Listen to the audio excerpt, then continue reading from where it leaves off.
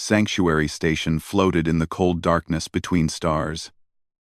It was old and tired, held together by desperate repairs and the prayers of those who lived inside its metal walls. 12,000 souls called this place home. They came from a dozen different worlds, speaking languages that their translation devices struggled to understand. They were Torani, with gray skin and gentle eyes. They were Kelvari with 4 arms and voices like wind through hollow reeds. They were Veth and Morani and others whose worlds had burned when the Dominion came. Commander Veleth stood at the observation window of the command center and watched the stars. She was Torani, tall and thin, with silver hair that she kept short because there was no time for vanity anymore. She had been a scientist once, long ago, before the Dominion destroyed her research station and everyone she loved. Now she commanded this floating graveyard of hope, and she did her best to keep its people alive for one more day. The door behind her opened with a soft hiss. She did not turn around because she already knew who it was. Roan was young for a Kelvari, barely 30 cycles old, and he walked with the nervous energy of someone who had not yet learned that some problems could not be solved by moving faster. "Commander," he said, and his voice carried the weight of terrible news. Veleth closed her eyes for a moment. She had heard that tone before, many times, and it never brought anything good. "Tell me," she said.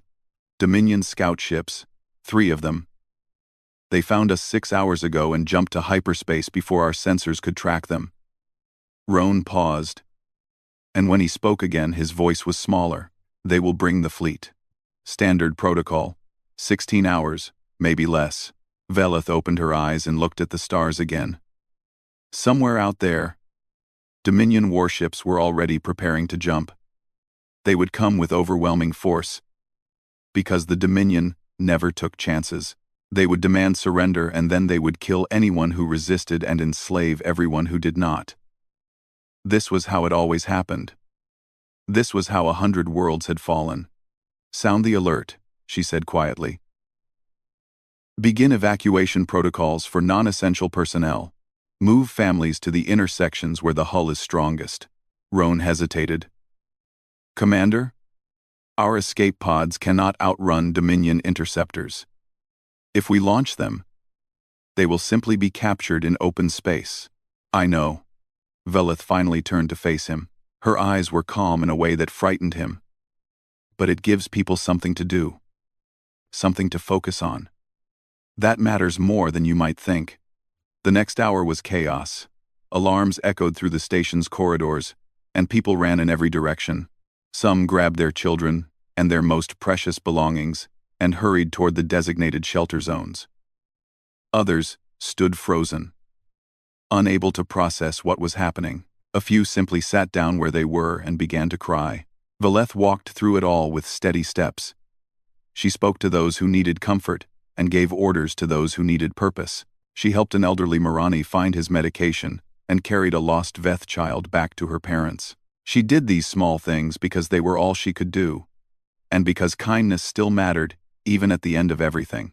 In the lower sections of the station, a Torani woman named Kethi held her daughter close. The girl was called Sarah, and she was 7 years old with curious eyes and a smile that could light up even the darkest corridors. Sarah did not fully understand what was happening, but she understood that the adults were afraid, and that frightened her more than anything else. "Mother," she whispered, "are we going to die?" Kethi stroked her daughter's hair and tried to find words that would not be lies. She had promised herself long ago that she would never lie to Sira, but the truth was too heavy for a child to carry. "I do not know," she finally said, "but I know that I love you, and I will stay with you no matter what happens." Sarah thought about this for a moment. "Will someone come to help us?" Kethi did not answer. She simply held her daughter tighter and prayed to gods she no longer believed in. In the command center, Veleth worked with her small team to prepare what defenses they had. Their weapons were old and weak, designed to fight off pirates and debris, not warships. Their shields could barely stop a meteorite, let alone military-grade plasma.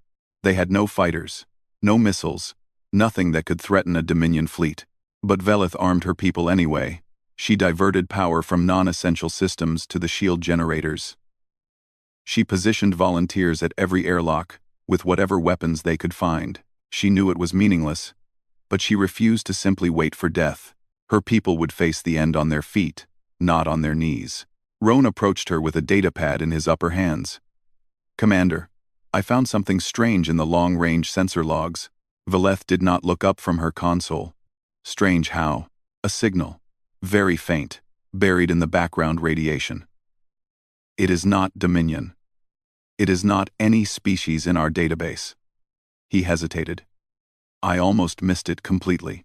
Our systems barely recognized it as artificial." Now Veleth looked up. "Show me."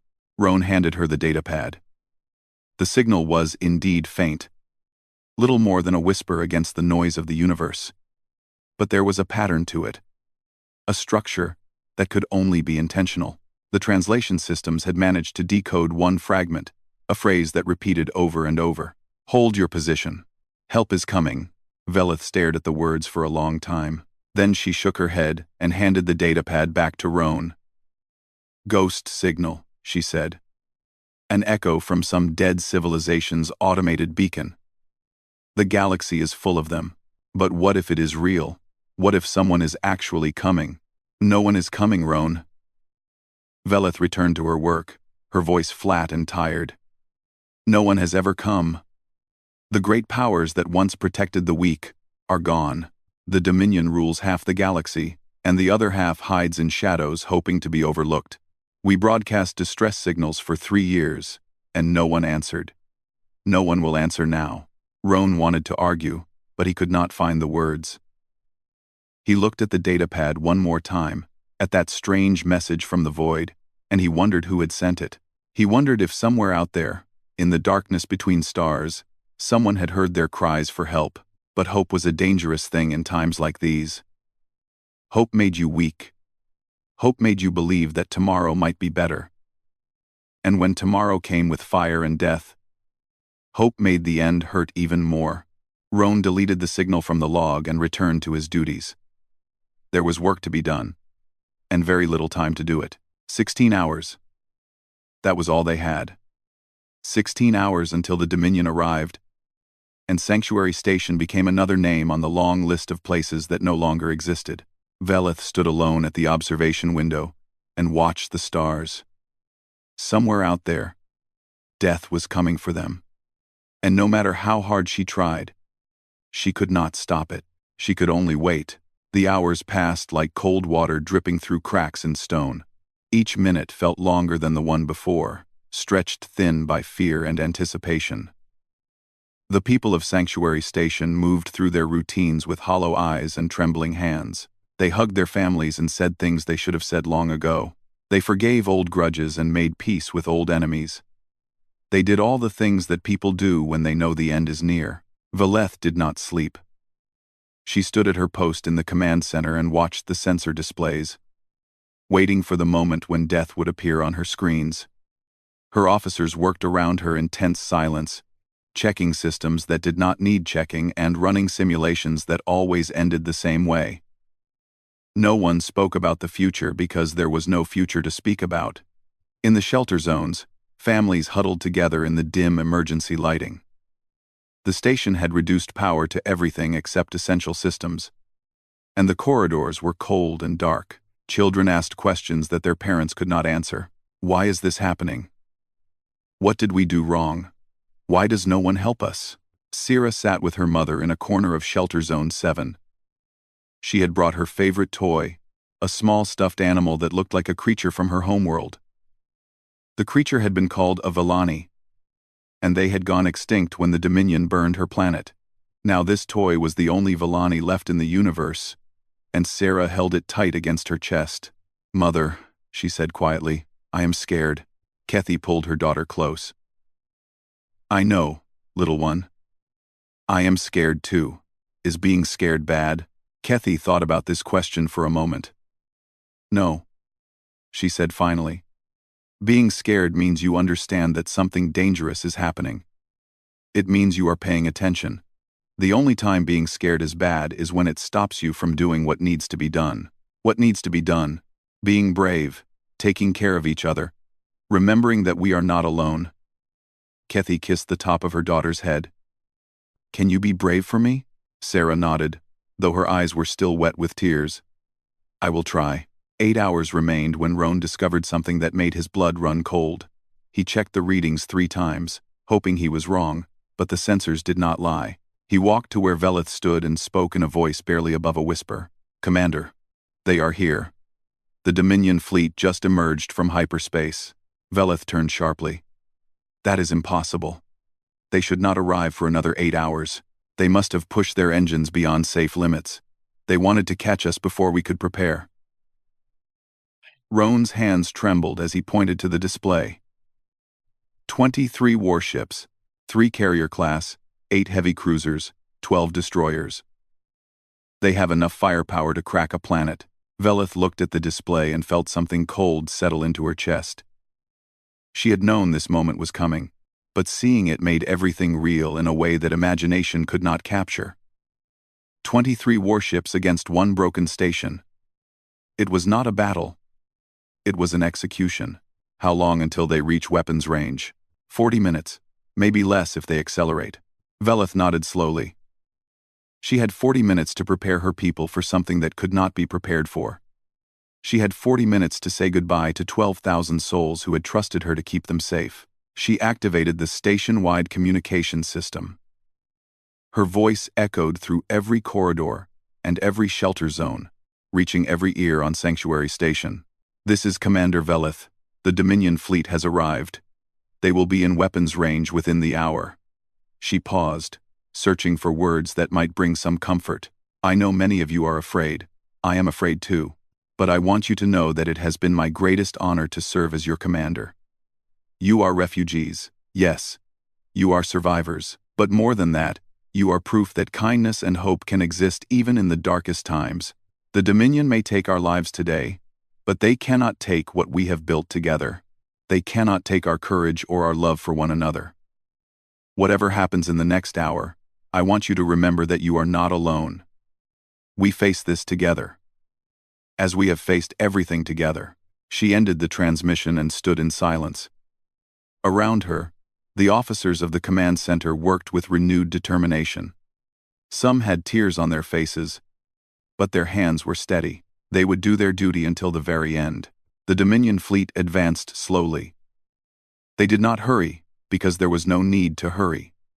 Their prey was trapped and helpless, and they wanted to savor the moment. At the center of the formation, aboard the flagship called Eternal Wrath, Warlord Kreth watched the tactical display with cold satisfaction. Kreth was old for a Dominion officer, nearly 200 cycles, and he had spent most of those cycles bringing death to those who defied his empire. He was tall and broad, with scales the color of dried blood and eyes like chips of black ice. He had conquered 17 worlds and enslaved millions. He had burned libraries and temples and hospitals.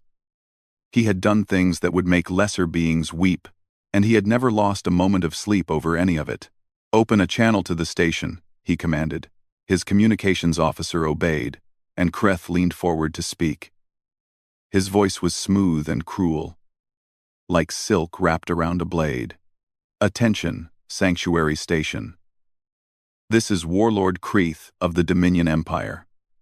You have been found guilty of harboring fugitives from Imperial justice. The sentence is death. However, I am feeling generous today. If you surrender immediately and open your airlocks, I will permit some of you to live as slaves. You will serve the Empire with your labor and your bodies, and in time, your children may earn the right to be treated as almost equal to real citizens." He smiled, showing rows of sharp teeth. "This is my only offer. You have 10 minutes to accept. If you refuse, I will destroy your station piece by piece, and I will make certain that the dying takes a very long time." The transmission ended, and silence filled the command center. Velith looked at her officers, at the fear and the anger and the desperate hope in their eyes. She thought about the children in the shelter zones, about Sierra and her stuffed Villani, about all the futures that would never happen if she made the wrong choice. But there was no right choice. There was only surrender or death, and Velith knew what the Dominion did to slaves. She knew about the mines where people worked until their bodies broke. She knew about the breeding facilities and the experimentation labs. She knew that death was sometimes a mercy. No response, she said quietly. We will not dignify that offer with a response. Roan nodded, and something like pride flickered in his eyes. Understood, Commander. They waited in silence as the minutes ticked away. The Dominion fleet grew larger on the displays, close enough now that their individual ships could be distinguished. Each one was a monument to cruelty, bristling with weapons designed to cause maximum suffering. 10 minutes passed. No response was sent. Kreth smiled aboard his flagship. He had expected nothing less. Prey always struggled, always fought, always believed that somehow they might survive. It made the killing more enjoyable. All ships, he commanded, begin the attack. Take your time. I want them to suffer. The Dominion fleet opened fire, and Sanctuary Station shuddered under the first wave of impacts. Alarms screamed, lights flickered. Somewhere in the distance, a hull breach began venting atmosphere into the void. The end had begun. And then, in the darkness of space, something impossible happened. Space tore itself apart. There was no other way to describe what happened. One moment, there was only empty void. And the next moment, there was a wound in reality itself. It was not a hyperspace window, not the familiar blue shimmer that accompanied faster-than-light travel. This was something else entirely, a darkness deeper than the space between galaxies, edged with light that seemed to come from nowhere and everywhere at once. Every sensor on every ship screamed warnings. Every screen flickered with data that made no sense. Even Kreth, who had seen 1,000 battles and feared nothing in the known universe, felt something cold crawl up his spine. And then, from the heart of that impossible darkness, a ship emerged. It was enormous, larger than the Dominion flagship by a factor of 3. Its hull was angular and aggressive, covered in armor plates that seemed to absorb light rather than reflect it. Weapon arrays lined its surface like teeth in the mouth of some ancient predator, and running lights glowed along its length with steady, patient menace. The ship moved with impossible grace for something so massive. It slid through the wound in space like a beast emerging from deep water, and behind it, the darkness sealed itself and vanished as if it had never existed. On Sanctuary Station, Roan stared at his displays with his mouth hanging open. His 4 hands had frozen over his console, unable to process what he was seeing. "Commander," he whispered. "Commander, what is that?" Veleth did not answer. She could not answer. She simply stared at the image on the main screen, at this impossible vessel that had appeared from nothing. And she felt something she had not felt in years: hope. The ship's hull bore markings in a language that no one on the station recognized. Angular letters, sharp and precise, spelling out words that the translation systems struggled to interpret. But beneath those strange letters, there was a translation in standard galactic script, as if the builders of this vessel had known that others would need to read it. USS Resolute. United Earth Navy. Humans, Veleth breathed. That is a human warship. Roan shook his head in confusion. Humans? But humans are extinct. They were a primitive species on the edge of known space. The Dominion conquered their world 2 centuries ago. Apparently not. Veleth felt a strange laugh building in her chest. Something between joy and hysteria. Apparently not. Aboard the Dominion flagship, Kreth's mood had shifted from confidence to confusion to something approaching concern.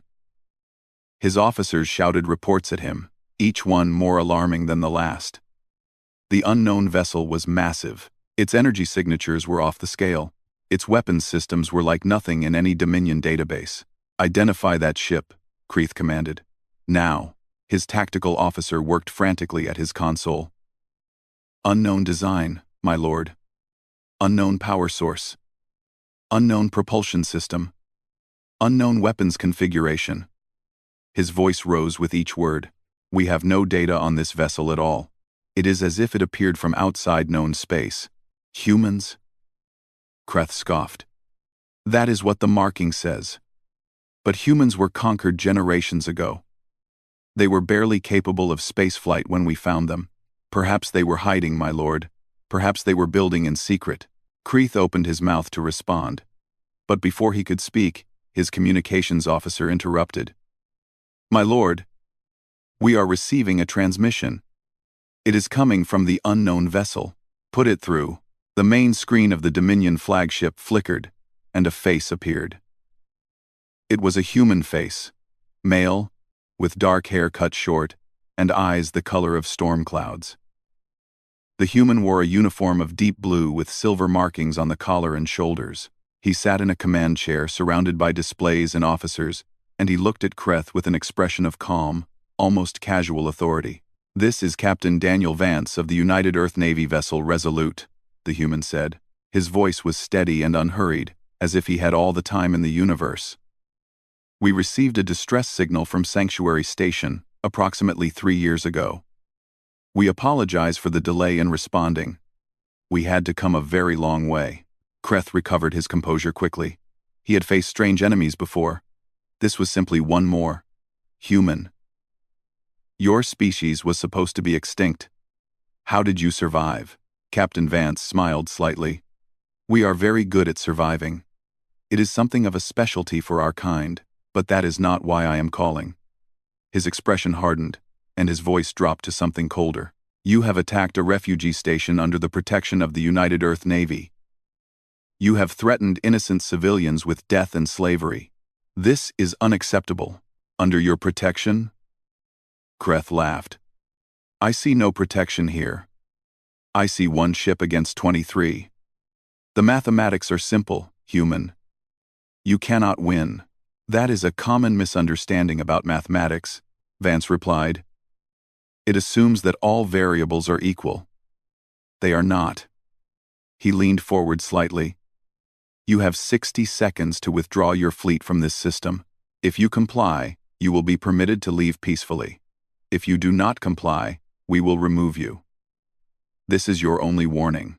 Kreeth stared at the screen for a moment, then burst into genuine laughter. "One ship threatens a Dominion battle fleet? You are either brave or insane. Human. Perhaps both." He gestured to his weapons officer. "All ships. Ignore the station for now. Focus all firepower on the human vessel. Destroy it." "Very well," Captain Vance said quietly. "You have made your choice." The transmission ended. The Dominion fleet pivoted with practiced coordination. 23 warships turned their weapons toward the lone human vessel and opened fire simultaneously. Plasma beams and missile salvos streaked across the void, converging on the Resolute from every direction.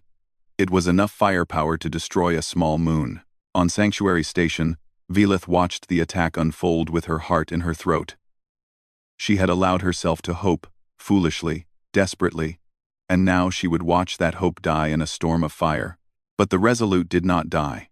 The ship moved. Not desperately, not frantically, but smoothly, deliberately, like a dancer stepping through choreographed motions.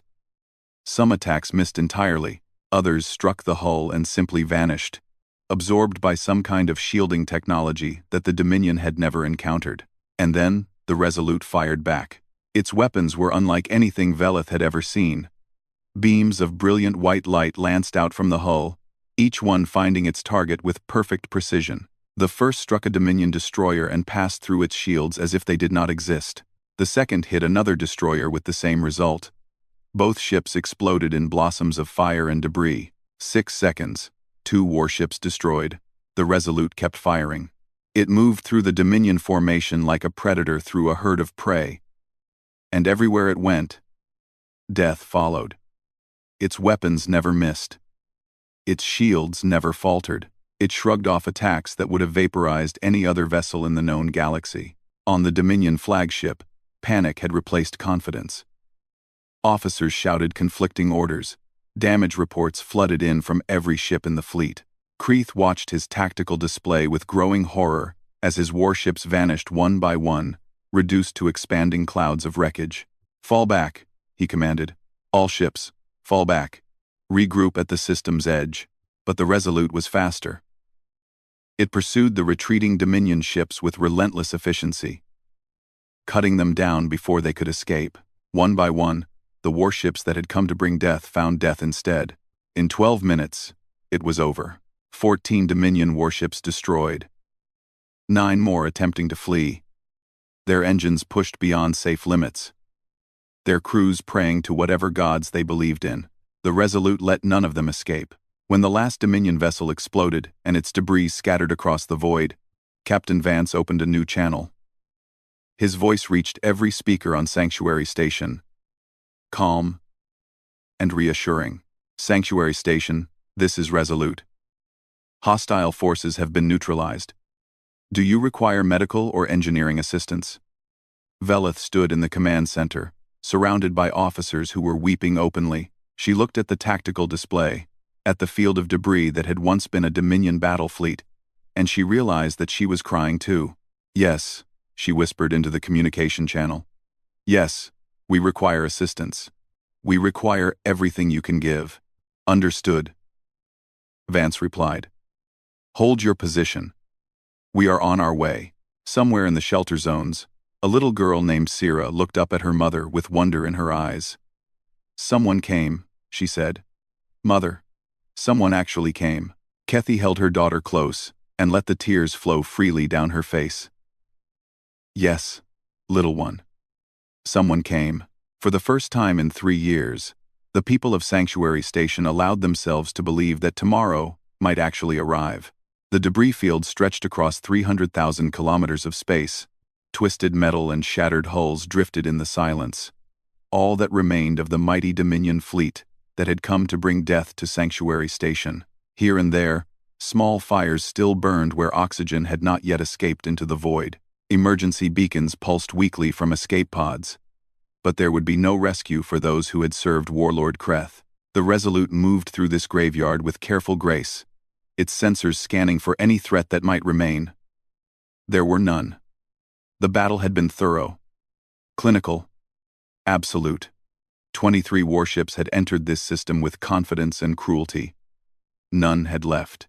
On Sanctuary Station, the people emerged from their shelter zones with hesitant steps and disbelieving eyes. They gathered at the observation windows and stared at the debris field, at the proof that the impossible had actually happened. Some wept, some laughed, some simply stood in silence, unable to process what they were seeing. Veleth remained in the command center, coordinating with her officers to assess the damage to the station. It was significant, but not catastrophic. Several hull breaches had been sealed by emergency systems. Power fluctuations had caused failures in non-essential areas. A few dozen people had been injured. But the medical teams reported no fatalities. No fatalities.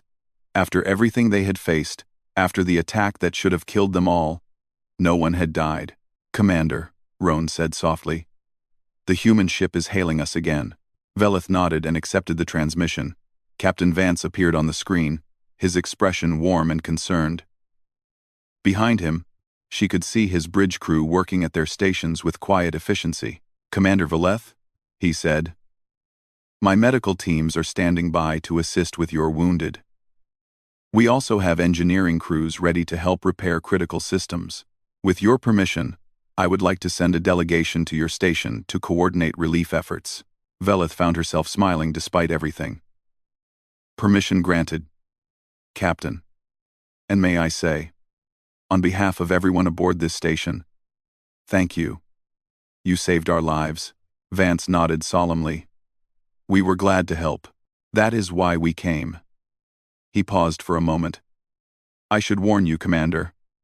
My crew will look different from most species you have encountered. Humans come in many variations. We hope this will not cause any discomfort. Captain, you could have tentacles and breathe fire and we would welcome you with open arms. You saved us from the Dominion. Nothing else matters. Vance laughed, a warm sound that made Veleth like him even more. No tentacles, I am afraid. But I appreciate the sentiment. Our shuttle will arrive in 15 minutes. The transmission ended, and Veleth turned to her officers.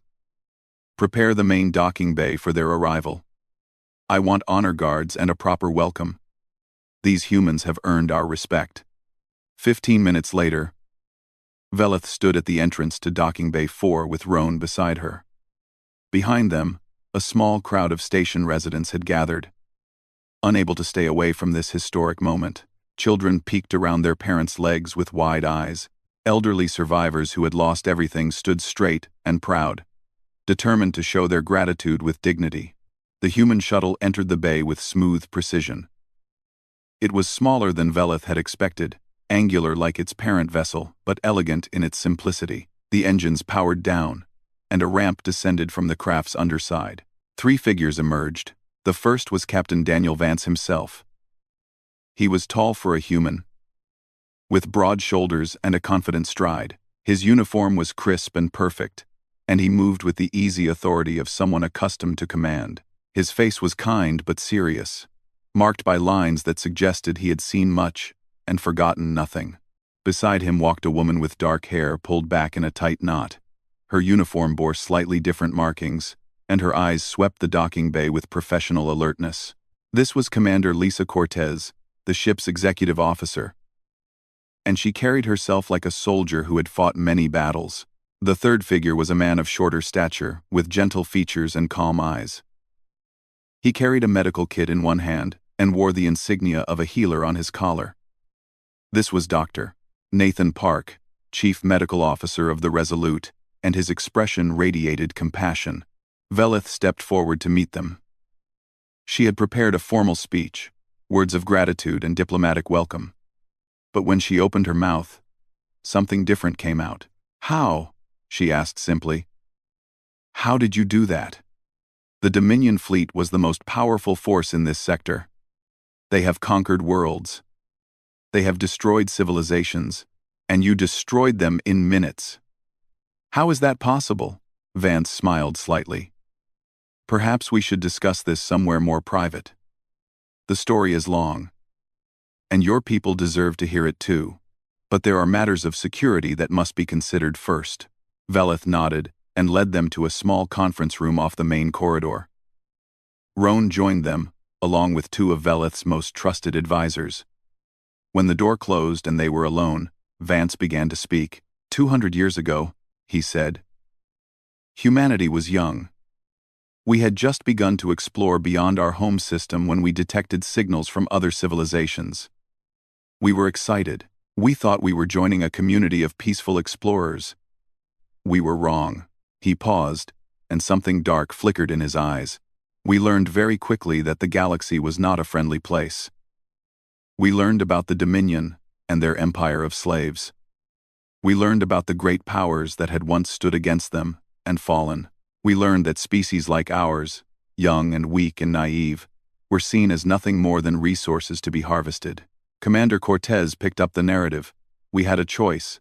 We could reveal ourselves and hope for mercy, knowing that mercy was unlikely. We could hide and pray that no one found us. Or we could use the time we had to become something that no one would dare threaten. Her voice hardened. We chose the third option. For 2 centuries, Vance continued, humanity worked in secret.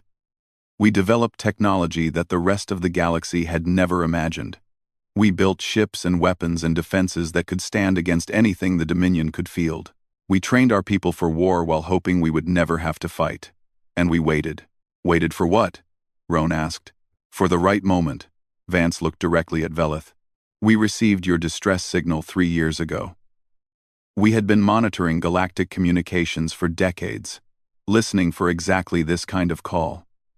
People in danger. People who needed help. People who had no one else to turn to. But you took 3 years to respond, Velith said. Why? Distance.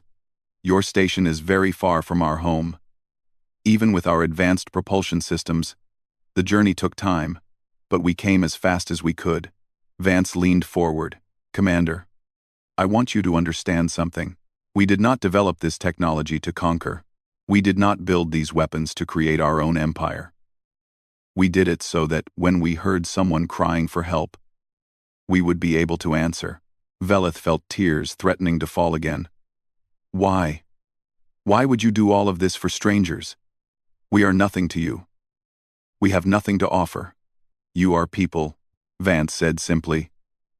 You are living beings who deserve to be safe. That is enough. That has always been enough. He reached out and gently touched her arm.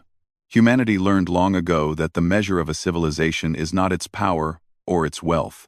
It is how that civilization treats those who cannot protect themselves. We chose to be protectors. We chose to be the ones who answer when no one else will. The room was silent for a long moment. Then Dr. Park spoke for the first time, his voice soft and warm. "Commander, I would very much like to help your wounded now, if that is acceptable. We have medical technology that may be able to treat injuries your systems cannot, and my team has brought supplies, food, medicine, everything we could carry." Velith nodded, unable to speak. She led them out of the conference room and into the corridors of the station, where her people waited with hope in their eyes. The humans had come.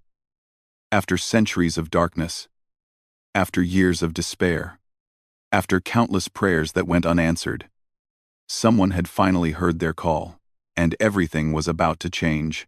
The next several hours transformed Sanctuary Station into something it had not been in years, a place of hope. Human medical teams moved through the corridors with quiet efficiency, treating wounds that the station's limited facilities could not handle. Human engineers worked alongside Kelvari and Torani technicians to repair damaged systems. Human supply officers distributed food and medicine and clothing to people who had grown accustomed to doing without. Velith walked through it all in a kind of dream. Everywhere she looked, she saw her people smiling. Children laughed as they explored the strange devices the humans had brought. Elderly survivors wept with joy as pain they had lived with for years vanished under the care of human doctors. Even the most hardened skeptics, those who had stopped believing in anything good, found themselves unable to resist the warmth that the newcomers radiated. In the main medical bay, Dr. Nathan Park worked with gentle hands and a calming voice.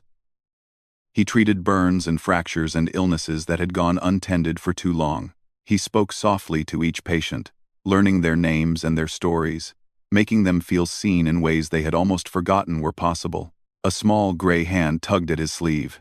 He looked down to find a young Torani girl staring up at him with enormous, curious eyes. She was maybe 7 years old, with silver hair like spun moonlight and a worn stuffed animal clutched tightly in her arms. "Hello there," Park said, kneeling down to meet her gaze. "What is your name?" "Sira," the girl said. "My mother said I should not bother you, but I wanted to ask you something." "You are not bothering me at all. What did you want to ask?" Sira hesitated, gathering her courage. "Are you really from a place called Earth?" Park smiled. "I am. We all are. Earth is our home. Far away from here. Is it beautiful?" The question hit Park harder than he expected.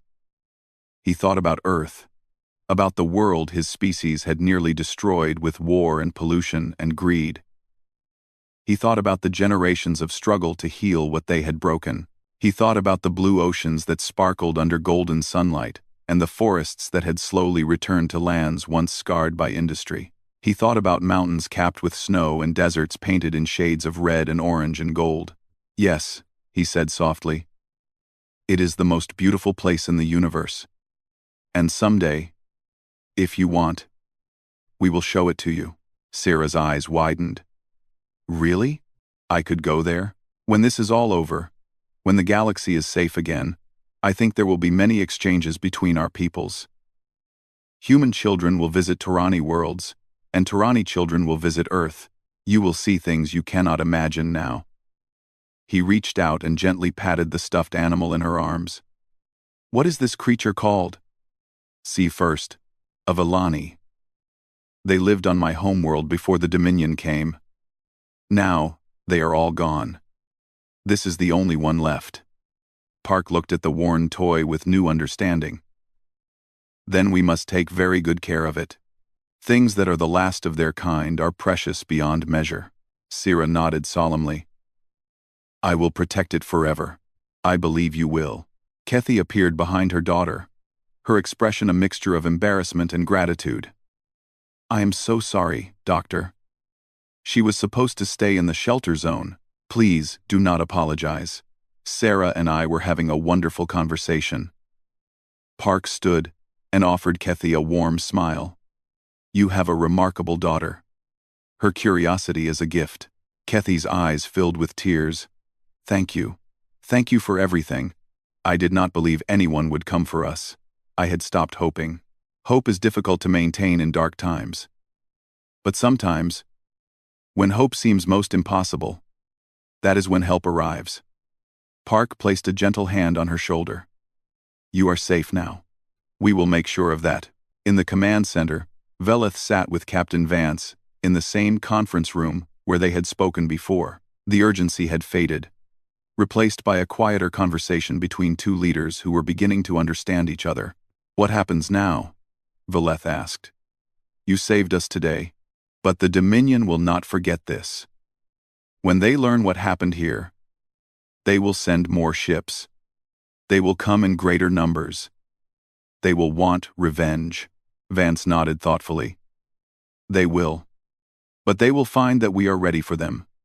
The Resolute is just one ship in a very large fleet. Humanity has been preparing for this moment for 200 years.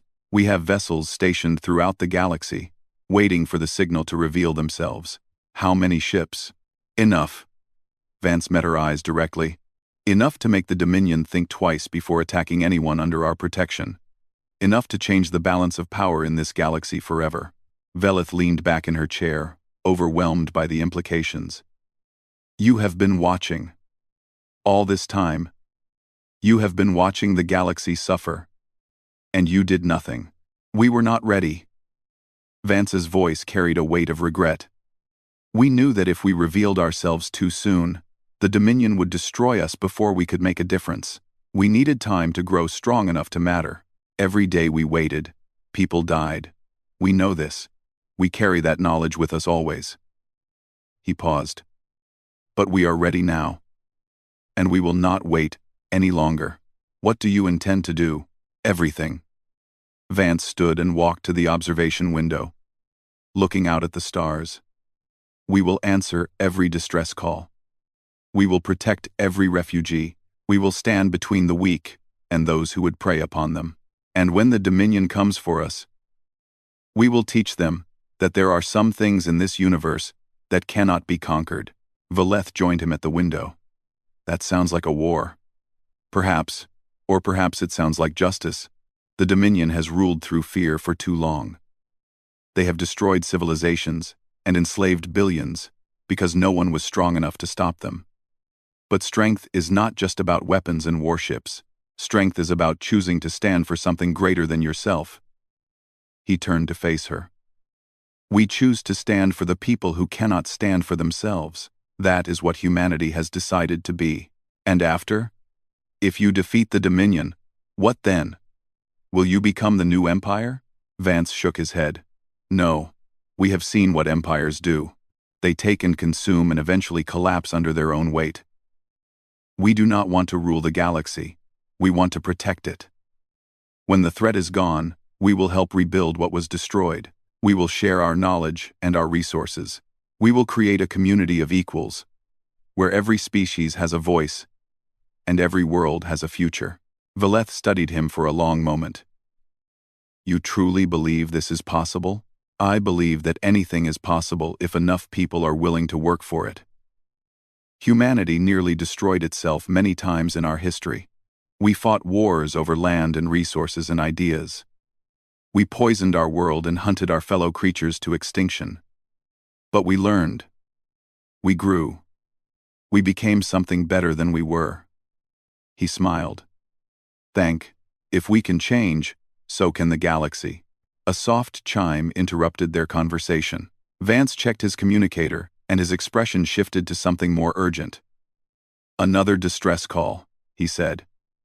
A colony world, 2 systems away. Dominion raiders. You have to go. Yes.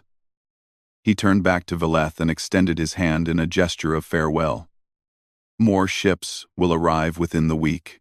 Hospital vessels, supply transports. Everything your people need.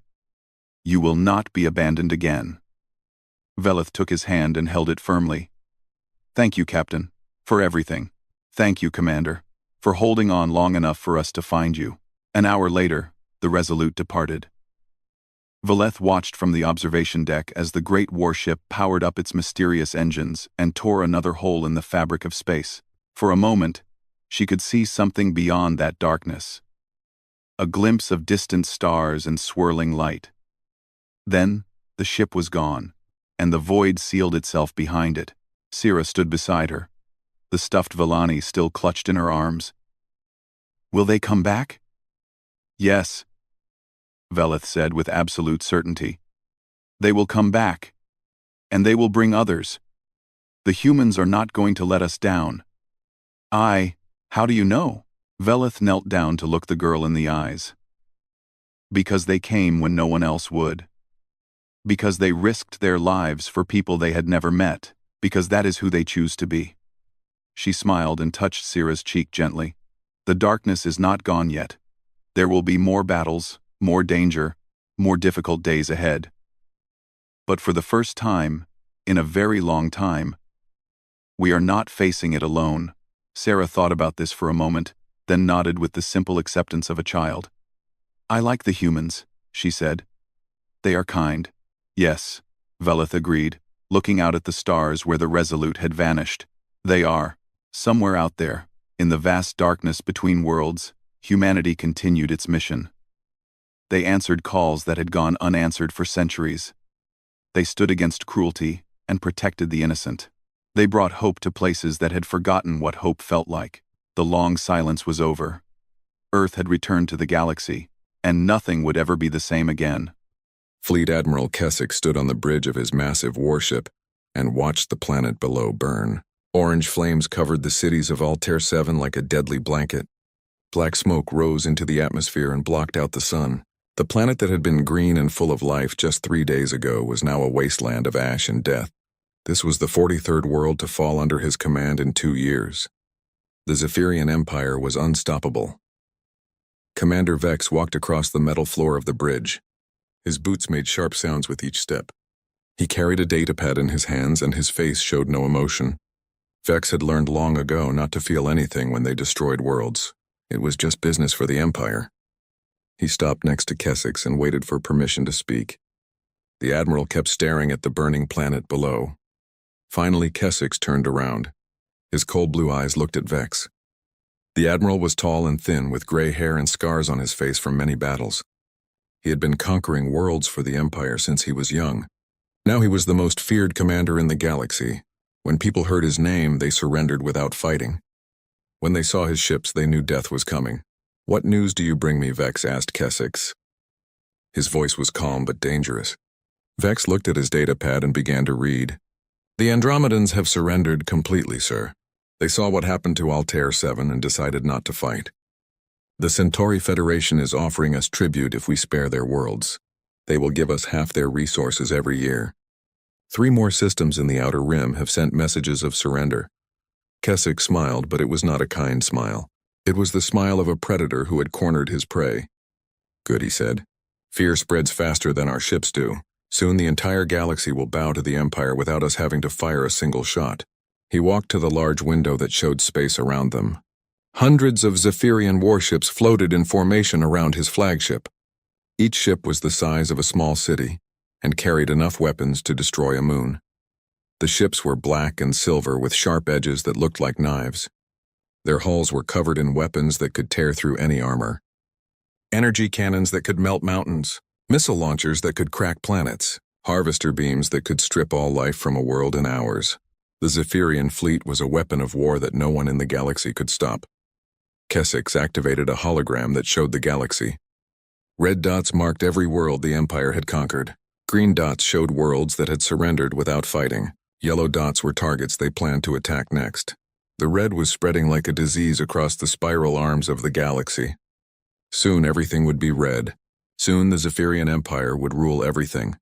"Our technology is superior to anything these primitive species have," Keswick said to Vex.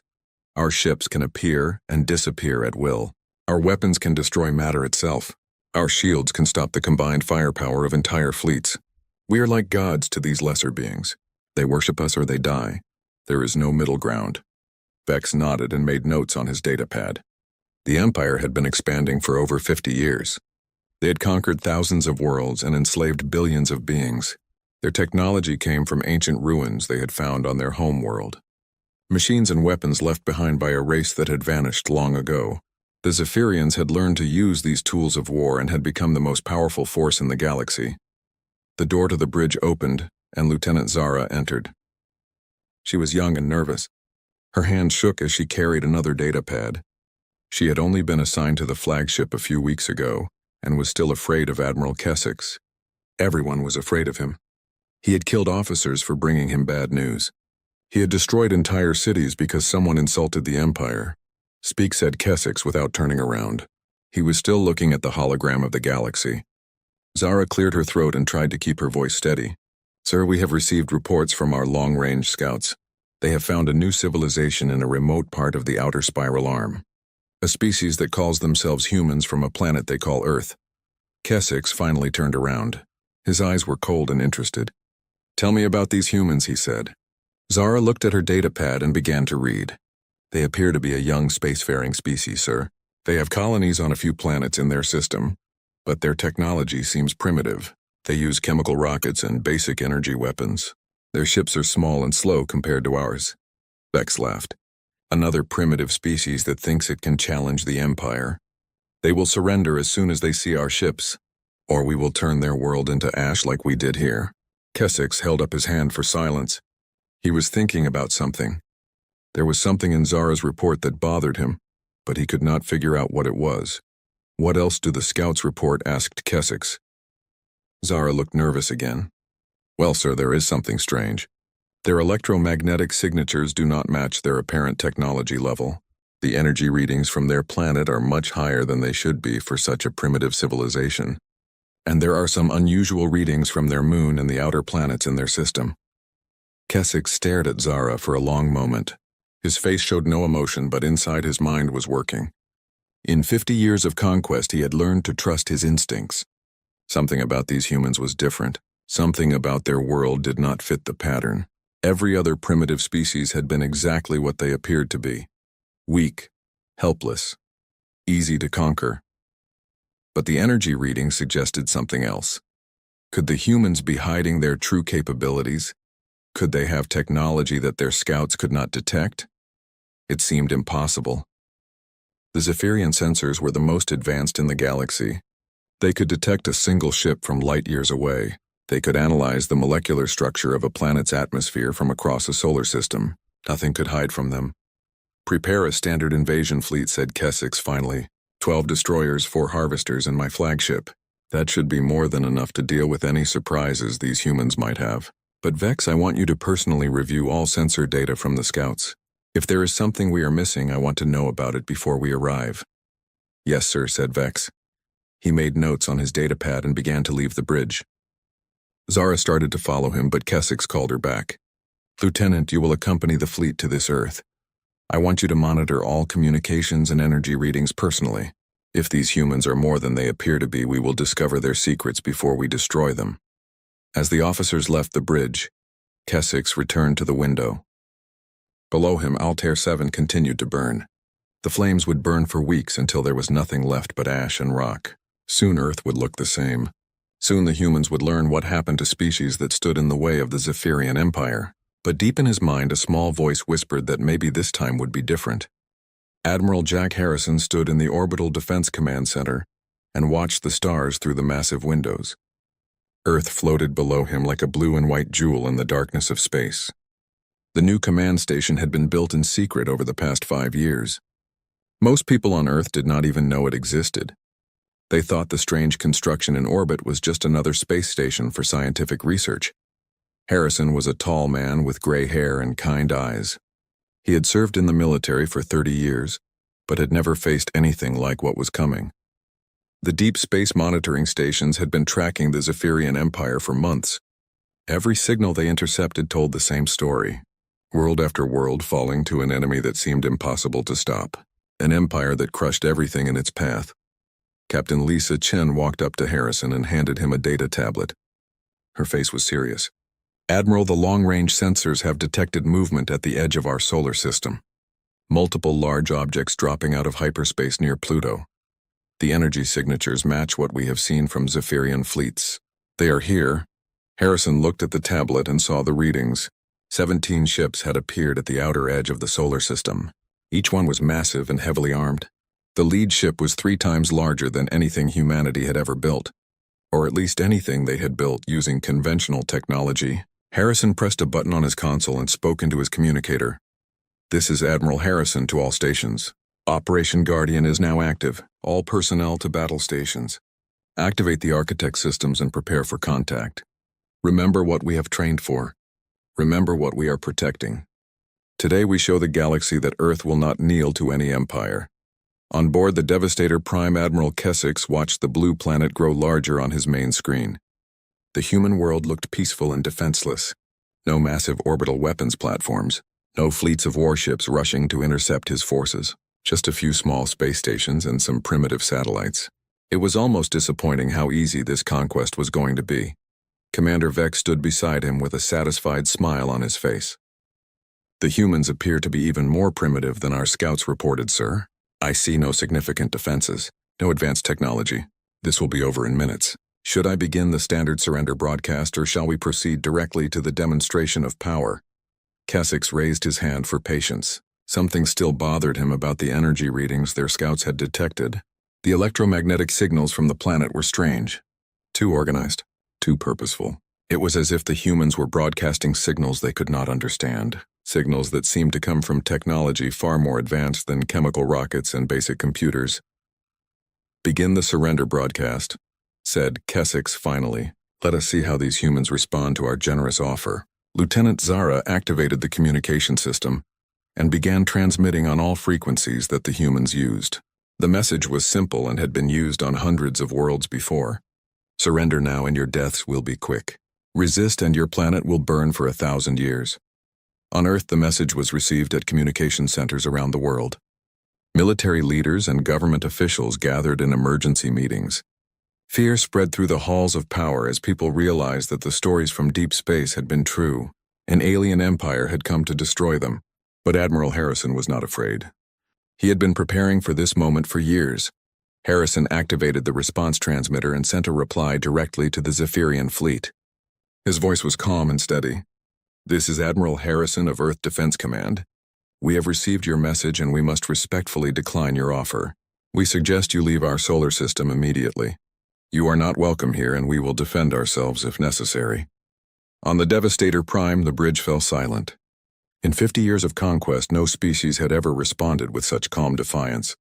Usually there was panic, screaming, desperate pleas for mercy. But this human admiral spoke as if he had the power to back up his words. As if he truly believed Earth could resist the might of the Zephyrian Empire. Vex looked confused and angry. "Sir, these primitives dare to refuse our generous offer. They think their pathetic technology can stand against us. Should we destroy one of their cities to show them the folly of resistance?"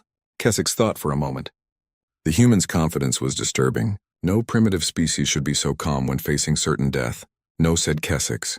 "We will start with something smaller.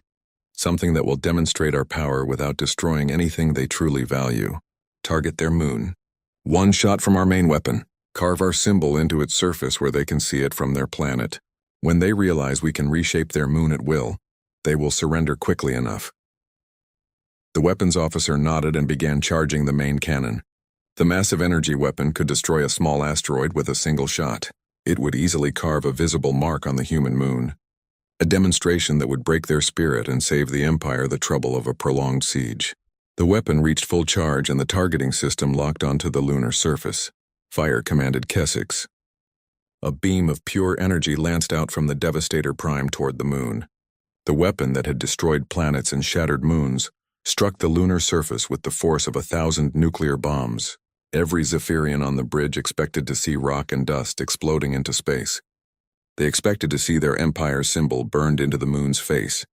Instead, nothing happened. The energy beam simply vanished as if it had never existed. The moon remained unchanged.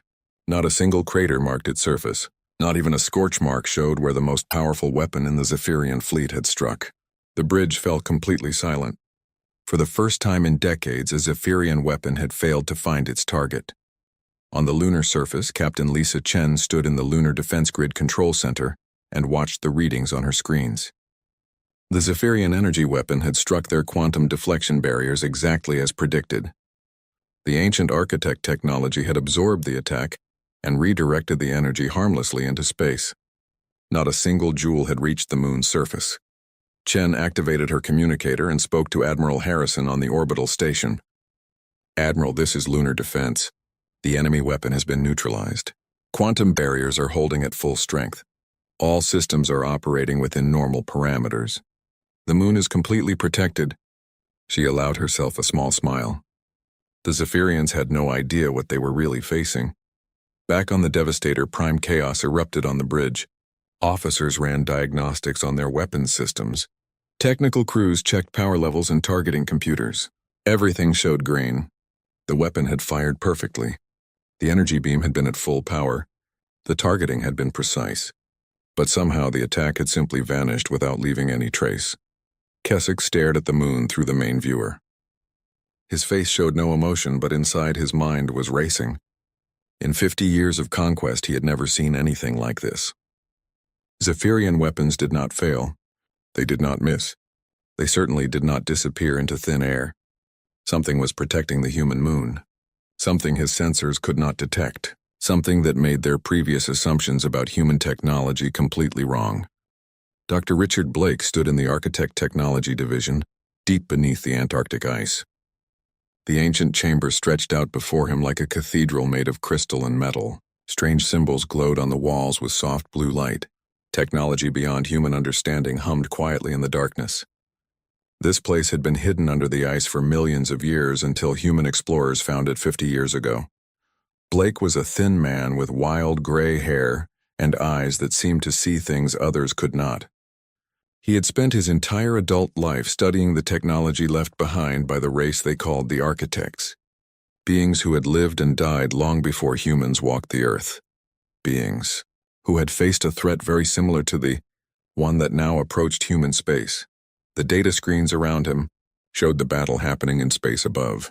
The Zephyrian attack on the moon had failed completely. Their most powerful weapon had been absorbed and redirected by quantum barriers that they could not even detect. Blake smiled as he watched the confusion on the enemy bridge through intercepted communications. They had no idea what they were really facing. His assistant, Dr. Susan Wright, walked up beside him. Her face showed excitement and fear in equal measure. "Richard, the Architect systems are responding perfectly. The quantum deflection arrays are operating at full capacity, but the Zephyrians are bringing more ships into attack formation. They are preparing for a full assault on Earth itself." Blake nodded and placed his hand on a glowing control panel. The ancient technology responded to his touch like it was alive. Images flowed through his mind. Memories from the Architects themselves. He saw their civilization at its peak. He saw the enemy that had threatened them. An aggressive species that conquered through overwhelming force. A species very much like the Zephyrians. The Architects had developed defensive technologies specifically designed to counter such tactics. Quantum barriers that could absorb any energy attack. Temporal displacement fields that made accurate targeting impossible. Instantaneous communication across galactic distances. And most importantly, weapons that could strike through space and time itself without warning.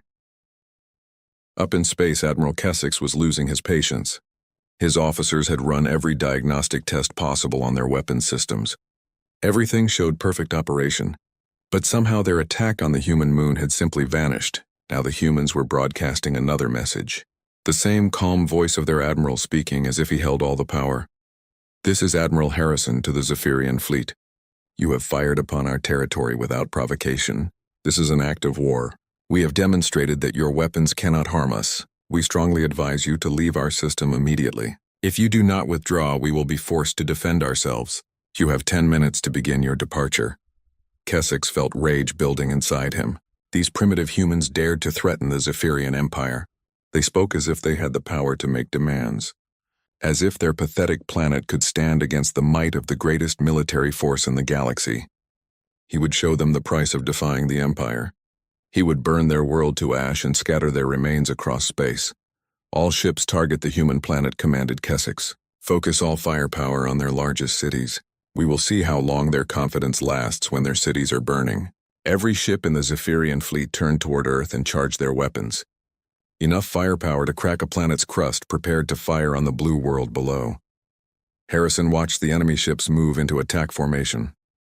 He felt sadness that it had come to this. Humanity had hoped the Zephyrians would listen to reason, that they would see the futility of their attack and withdraw peacefully. But like so many aggressive species, they only understood force. Very well. If force was what they wanted, then force was what they would receive. Activate all defensive systems, ordered Harrison.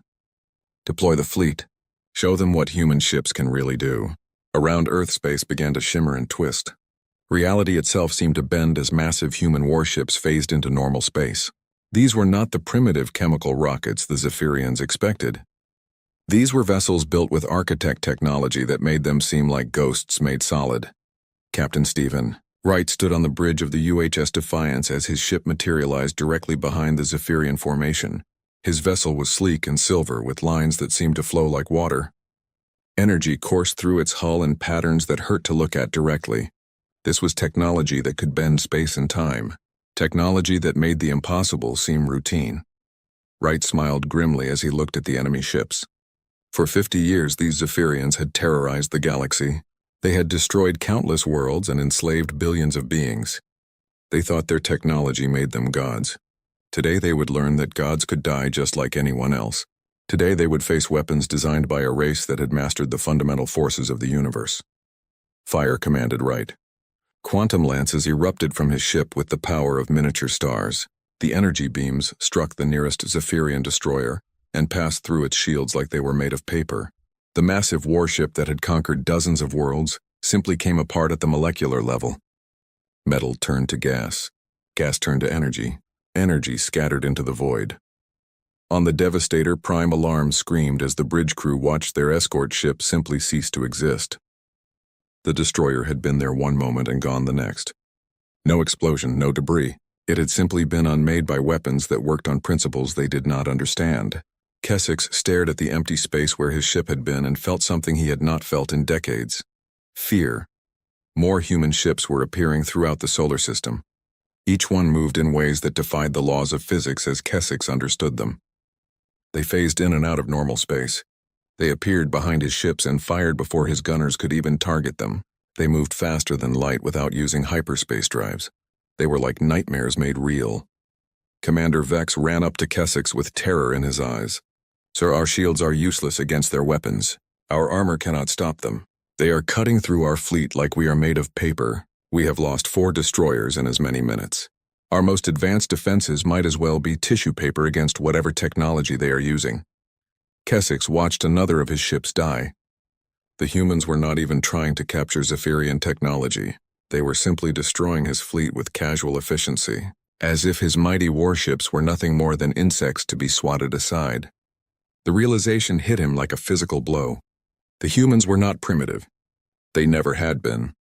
They had been hiding their true capabilities all along. For the first time in 50 years of conquest, Admiral Kessex gave an order he had never thought he would give. All ships retreat. Emergency jump to hyperspace. Get us out of this system immediately. The mighty Zephyrian Empire that had seemed unstoppable was running from a species they had thought was primitive. But as they fled, Kessex realized this was only the beginning. If the humans had this kind of technology, what else were they capable of? Admiral Harrison stood in the Architect Command Center and watched the galaxy map come alive with red warning lights. Each light represented a human ship appearing at a Zephyrian stronghold. Hundreds of lights, thousands of lights, ships materializing simultaneously across distances that should have taken years to cross. The impossible was happening in real time. Commander Karen Murphy rushed to his side with reports flowing in from across the galaxy. Admiral, the Liberation fleets have reached their targets. All operations are proceeding on schedule. Kepler Station is under attack. The slave processing centers on Rigel 4 are being liberated. The main Imperial fortress at Vega Prime is surrounded. Every major Zephyrian installation is under simultaneous assault. Harrison nodded as he studied the tactical displays. The Architect Communication Network made this coordination possible. Information traveled instantly across the galaxy without delay. Orders given on Earth reached human commanders at the far edge of space in the same moment. For the first time in galactic history, an entire war was being fought as if it was happening in a single star system. On Kepler Station, Commander Troy Martinez materialized inside the main control room with his assault team. The Zephyrian guards turned in shock as 20 human soldiers appeared from thin air. Their weapons were already drawn and their phase-shift armor shimmered like liquid metal. The aliens had no time to react before stun beams dropped them to the floor unconscious. Martinez looked around the control room that had been the center of Zephyrian power in this sector for 20 years. Computer screens showed the locations of every Imperial ship and base for light years around. Prisoner records listed the names of thousands of beings held in slavery. Resource extraction reports detailed the wealth stolen from dozens of conquered worlds. All of it was now in human hands. Sergeant Paul Davis approached with a data pad. "Sir, we have secured the main levels. Resistance was minimal. The Zephyrians were completely unprepared for our arrival. We have freed over 2,000 prisoners, including many high-ranking officials from conquered worlds. The station commander is demanding to speak with whoever is in charge. Tell him he can speak to Earth when we are finished here," said Martinez. "Right now, we have more important work to do." He activated his communicator and contacted the rescue teams. "This is Martinez to all units. Begin Phase 2. Free every prisoner and secure all intelligence data. We need complete records of Imperial operations in this sector." Meanwhile, on Rigel 4, Captain Amanda Torres and her Marines were conducting the largest rescue operation in galactic history. The slave processing center stretched across an entire continent. Millions of beings from dozens of species were held in massive compounds waiting to be shipped to Imperial work camps. The human rescue teams moved through the facility like ghosts, freeing everyone they found. Torres watched as her teams used architect technology to phase through solid walls and appear directly inside locked detention blocks. The Zephyrian guards found their weapons useless against human armor that could shift between dimensions. Energy beams passed harmlessly through soldiers who existed partially outside normal space. It was like fighting phantoms. Lieutenant Mark Cooper ran up to Torres with an urgent report. "Captain, we have liberated the eastern sectors. Over 300,000 prisoners are free and ready for evacuation. But we have a problem. The Zephyrians are trying to activate the facility's self-destruct system. They would rather kill everyone than let them be rescued." Torres smiled coldly. "Let them try. Our technical teams have been studying Zephyrian technology for months. Corporal Hayes, get to the main reactor and disable their self-destruct sequence. Use the quantum disruptors if you have to. We are not losing a single prisoner today. Not after coming this far." Across the galaxy, similar scenes played out on hundreds of worlds. Human forces appeared without warning at every Zephyrian installation. Orbital fortresses that had seemed impregnable fell in minutes.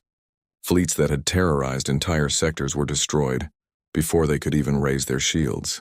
The empire that had taken 50 years to build was crumbling in a matter of hours. On the former Andromedan homeworld, Captain Roy Nelson stood in what had once been the planet's capital city. The Zephyrians had turned it into a military base after conquering the world 5 years ago. Now freed Andromedan citizens were emerging from hiding places they had used to survive the occupation. Many of them had never seen humans before, but they knew these strange beings had come to help them. An elderly Andromedan female approached Nelson with tears in her large golden eyes. She spoke in broken standard galactic language mixed with her own tongue. "You came for us. After all these years, someone finally came for us. We thought the galaxy had forgotten we existed. We thought we would die as slaves to the Empire. But you remembered. You came to save us." Nelson felt the weight of responsibility on his shoulders. All across the galaxy, beings who had given up hope were being freed from Imperial slavery. Species that had been scattered and broken were being reunited. Worlds that had been stripped of resources were being offered the chance to rebuild. Humanity had not just defeated the Zephyrian Empire. They had liberated an entire galaxy. Back on Earth, Admiral Harrison coordinated the massive operation from his command center. The quantum communication network allowed him to speak with field commanders across thousands of light years, as if they were in the same room. Reports flowed in constantly. Victory after victory, liberation after liberation. The Empire was collapsing faster than anyone had dared to hope. Commander Murphy approached with the latest intelligence reports. "Admiral, we have confirmation from all sectors. Imperial resistance is crumbling. Their command structure has been completely disrupted. Most garrison commanders are surrendering rather than face our forces. We estimate that Zephyrian military power has been reduced by over 80% in the last 6 hours." Harrison studied the battle reports. The architect technology had made this possible, but it was human courage and determination that was making it work.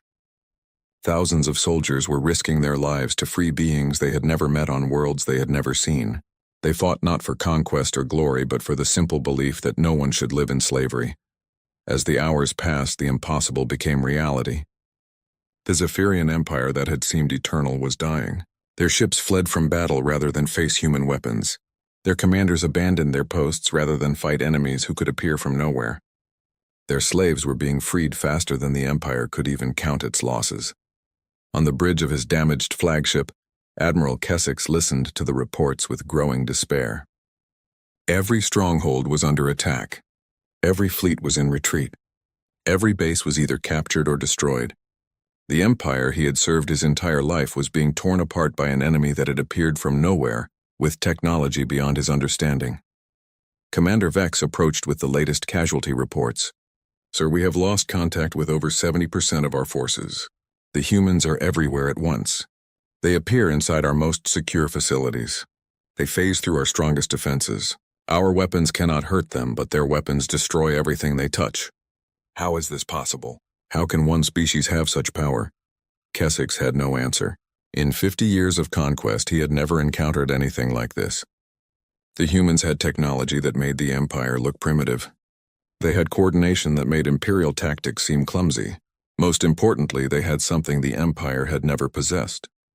They had the will to fight not for themselves, but for everyone who could not fight back. And that made them unstoppable. Captain Dan Wilson walked through the corridors of the Devastator Prime with his boarding team behind him. The massive Zephyrian flagship that had terrorized the galaxy for decades was now a captured prize. Human soldiers moved through its halls like ghosts made solid. Their phase shift technology allowed them to pass through bulkheads and appear inside secured compartments without warning. Wilson found Admiral Kessex on the bridge surrounded by his remaining officers. The Zephyrian commander sat in his command chair like a broken man. His empire was gone. His fleets were scattered. His reputation as an unstoppable conqueror had been shattered by an enemy he had thought was primitive. The fear in his eyes was something Wilson had never expected to see from such a powerful opponent. "Admiral Kessex of the former Zephyrian Empire," said Wilson, in a calm voice. "You are under arrest for crimes against countless worlds and their peoples. You will be transported to Earth to await trial before a galactic tribunal. Your officers will be processed according to their level of involvement in Imperial war crimes. Resistance will be met with appropriate force." Kessex looked up at the human captain with confusion and something that might have been relief. A trial, not summary execution, not torture for information, not the brutal fate he had given to so many defeated enemies over the years. These humans were offering him something he had never given to others. Justice instead of vengeance. Law instead of brutality. It was more mercy than he deserved. "How did you do it?" asked Kessex as Wilson's soldiers secured his hands. "How did you appear everywhere at once? How did your weapons cut through our shields like they were nothing? How did one species defeat an empire that had conquered half the galaxy? What technology do you possess that we could not even detect?" Wilson looked at the defeated admiral with something close to pity. "We did not conquer the galaxy in a day, Admiral. We saved it in one moment. The moment we chose to act not for ourselves but for everyone who could not fight back. Your empire had the strength to ravage worlds, but we had something more powerful. The conviction that no one should have to face tyranny alone." On Earth, Admiral Harrison stood in the observation deck of the new Galactic Defense Headquarters. The facility had been built in orbit around Earth using a combination of human engineering and architect technology. Through the massive windows, he could see ships from dozens of species working together to construct a monitoring network that would span the entire galaxy. Lieutenant Colonel Rachel Adams approached with the latest reports from the Galactic Assembly. "Admiral, the new charter has been ratified by representatives from all liberated worlds. The right of self-determination for all sentient species has been established. Conquest-based expansion is now prohibited under galactic law. Mutual defense agreements will protect smaller civilizations from future empires." Harrison nodded as he watched the construction work outside. Andromedan engineers worked alongside human technicians. Centauri scientists shared research with Earth academics. Former enemies of the Empire were becoming friends and allies. The galaxy was learning that cooperation was stronger than conquest, That building together was better than destroying alone. Dr. Richard Blake entered the observation deck carrying a data pad filled with technical reports. Admiral, the architect sites across the galaxy are responding to our presence. More technology is becoming available as we prove ourselves worthy of their legacy. The precursors left us tools not just for war but for peace, ways to share knowledge across impossible distances, methods for terraforming dead worlds, techniques for healing damaged ecosystems. Harrison took the data pad and reviewed the reports. The architects had been testing humanity all along. Their technology only responded to those who would use it responsibly. Species that sought power for its own sake would find nothing but empty ruins. But species that sought power to protect others would discover wonders beyond imagination. Humanity had passed the test not through strength but through wisdom. Commander Karen Murphy joined them at the observation windows. "Sir, we have received formal requests for Earth to lead the new Galactic Defense Council. Over 200 species want humanity to coordinate their mutual protection. They have seen what we did to the Empire, and they want us to ensure it never happens again. They want us to be the guardians of galactic peace." Harrison felt the weight of that responsibility settle on his shoulders like a heavy cloak. Humanity had never asked to rule the galaxy. They had only wanted to protect their own world from an aggressive empire. But sometimes responsibility found those who were best equipped to handle it. Sometimes the greatest power went to those who wanted it least. "We will accept the role," said Harrison finally, "but with conditions. We will not rule. We will guide. We will not command. We will coordinate. Every species will retain their independence and their right to choose their own path. We will only act when aggressive empires threaten the peace. We will be guardians, not governors." In the detention facility beneath Earth's surface, Admiral Keswick sat in a comfortable cell and watched news reports from across the galaxy. Former Imperial slave worlds were rebuilding with human assistance. Species that had been scattered by conquest were reuniting with their lost colonies. Trade networks that had been disrupted by war were being restored. The galaxy was healing from 50 years of Imperial brutality. Captain Wilson visited him regularly to ask questions about Imperial operations. The human officer was always polite and professional. He brought news from the outside and answered Keswick's questions about human technology. Slowly, the former admiral began to understand what he had really been fighting. Not another empire seeking conquest, but a species committed to protection. "Why did you show mercy?" asked Keswick during one of these visits. "I conquered your worlds and enslaved your people. I would have destroyed Earth without a second thought. Yet you give me a trial and treat me with dignity. You feed me and house me and answer my questions. Why do you not simply execute me for my crimes?" Wilson sat down across from his prisoner and considered the question carefully. "Because, Admiral, showing mercy to our enemies makes us different from them. The Empire ruled through fear and brutality. We choose to lead through justice and compassion. If we became like you to defeat you, then we would have lost everything worth fighting for. Our strength comes not from our weapons, but from our principles." Years passed and the galaxy settled into a new pattern of peace. The Galactic Defense Network monitored space for signs of aggressive expansion. Trade flowed freely between worlds that had once been enemies. Scientific knowledge was shared across species boundaries. Children grew up in a galaxy where war was the exception rather than the rule. Admiral Harrison, now older and gray-haired, stood once again at the observation windows of the defense headquarters. The construction outside was finished. The monitoring network stretched across the galaxy like a web of light. Ships from hundreds of worlds patrolled trade routes and protected shipping. The dream of galactic peace had become reality. A young officer approached with the daily reports. "Admiral, all sectors are reporting normal activity. No signs of aggressive expansion anywhere in the galaxy. Trade is up 30% from last year. Scientific collaboration has produced breakthrough advances in medicine and agriculture. The refugee resettlement program has found homes for the last of the displaced populations." Harrison smiled as he looked out at the stars. The galaxy was vast and full of wonders. Countless species lived in peace and prosperity, under the protection of the defense network. New civilizations were being discovered and welcomed into the galactic community. The future stretched ahead bright with possibility and hope. Somewhere in the depths of space, the architect ruins pulsed with ancient energy. Their creators were long gone, but their legacy lived on.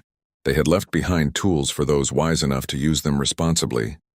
They had created tests for those strong enough to protect the weak. And they had given the greatest gift of all, The knowledge that true power came not from the ability to destroy, but from the choice to build something better.